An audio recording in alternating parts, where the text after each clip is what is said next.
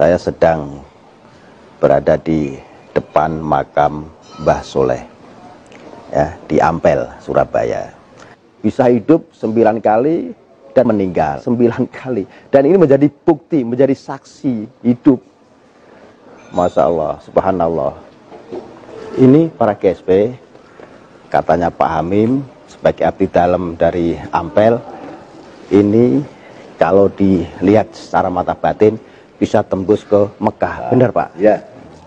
Karena ini kondisinya kayak gini nih, kalau diketok, nah, ini kan suaranya seperti ini bekas lubang ya. Nih aslinya ini nih, karena ditutup ya Pak Hamim. Nih, nah kalau ini yang asli temboknya nih, tuh beda suaranya. Kalau hari Jumat sama hari Raya, dia itu mau ke Mekah. Sholat Jumat di Mekah itu dari sini. Lubang tembus ke Mekah.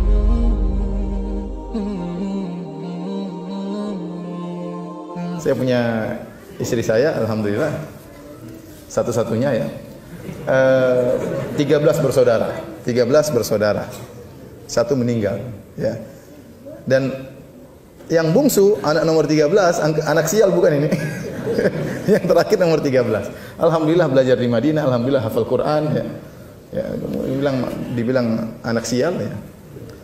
Oleh karenanya banyak hal yang aneh-aneh yang tiba-tiba muncul di masyarakat. Saya baru kemarin pergi ke suatu kota di tanah air kita. Tiba-tiba saya diceritakan tentang suatu fenomena yang sangat aneh. Tentang suatu tempat, di situ ada namanya batu Quran.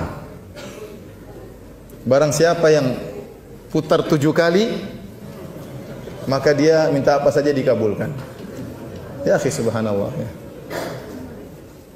Ini kesyirikan. Yang mengatakan ini syirik adalah ulama Syafi'iyah seperti Al-Mikrizi. Termasuk kesyirikan dalam perbuatan, kata beliau, adalah tawaf selain di Ka'bah.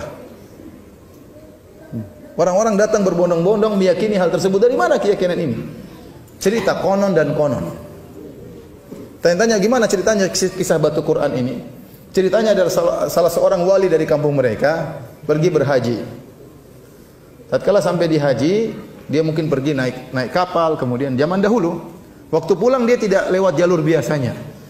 Waktu dia pulang, dia masuk di sumur Zam-Zam. Demikian saya dengar ceritanya. Dia masuk di sumur Zam-Zam, kemudian dia tembus sampai ke kota tersebut di tanah air. Tatkala dia sampai di tanah air Zam-Zam bocor dari Mekah itu, bocor keluar. Maka dia khawatir jangan sampai nanti jemaah haji kekurangan apa? Air Zam-Zam. Maka akhirnya dia mengambil Al-Quran, ini kisahnya. Dia mengambil Al-Quran, kemudian dia tutup Al-Quran tersebut, dijadikan penutup air tadi supaya tidak keluar lagi. Setelah Al-Quran diletakkan, tahu-tahu Al-Quran tersebut menjadi batu. Namanya batu apa? Quran. Subhanallah, itu ceritanya.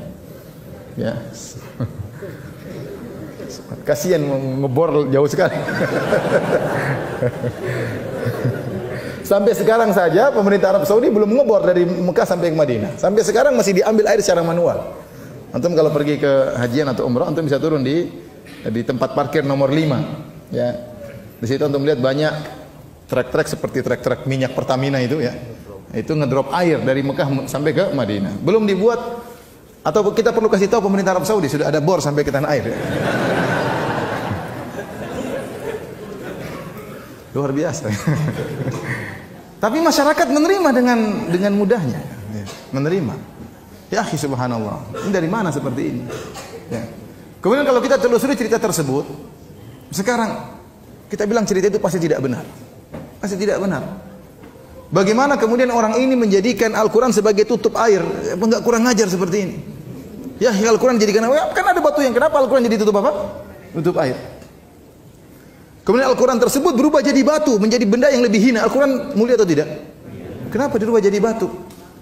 Dikutukkah oleh Allah jadi batu? Al-Quran berubah jadi batu. Kemudian sebagian orang tawaf tersebut di situ pakai celana kolor saja, apa enggak kurang ajar? Tawaf di Al-Quran pakai celana kolor. Jadi kalau sudah sesat ditumpuk dengan kesesatan-kesesatan yang lain. Diyakini oleh masyarakat, datang ramai-ramai berbondong-bondong antri. Dari mana akidah seperti ini? Dan tidak ada orang berani mengingkari. Saya pun belum berani kalau ke sana mengingkari. Subhanallah, kasihan masyarakat. Harusnya ulama-ulama di sana berbicara, harusnya. Ya, harusnya ini kewajiban bagi mereka. Ya, kewajiban bagi mereka untuk mengingatkan.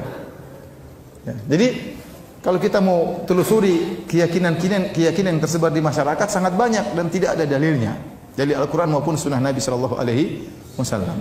Sebelumnya saya pernah pergi juga di suatu kota di tempat yang lain di Jawa juga. Ada 3 gentong besar di suatu masjid besar terkenal, orang datang ramai-ramai sana. 3 gentong besar ini sekitar belasan tahun yang lalu saya ke sana. Ada 3 gentong besar, anak-anak datang kemudian diusap-usap dari air tersebut. Ya, air mungkin gentongnya sudah berlumut dan macam-macamnya. Saya tanya kenapa begitu? Katanya ada sambung ke sumur Zam-Zam. Subhanallah.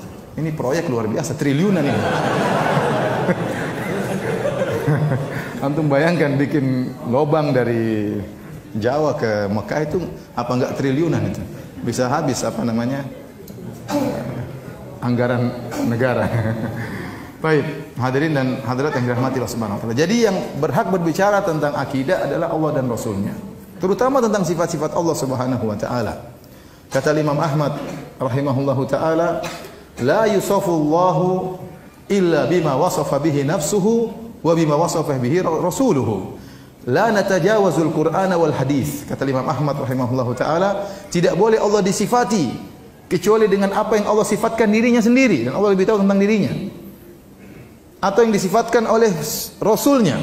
Kami tidak mau melewati Al-Quran dan hadis. Kami tidak mau melewati Al-Quran dan hadis. Kami berhenti pada Al-Quran dan hadis dalam masalah sifat-sifat Allah Subhanahu wa taala. Al-Auza'i rahimahullah pernah berkata, naduru ma'as sunnah haitsu darat. Kami bergulir bersama sunnah di mana sunnah tersebut bergulir. Ya. Kalau sunnah menunjukkan demikian, maka kita yakini tidak perlu kita ingkari dengan akal kita atau dengan yang lainnya. Hadirin hadirat yang dirahmati oleh Allah Subhanahu wa taala, oleh karenanya Rasulullah SAW mengajarkan akidah kepada para sahabat.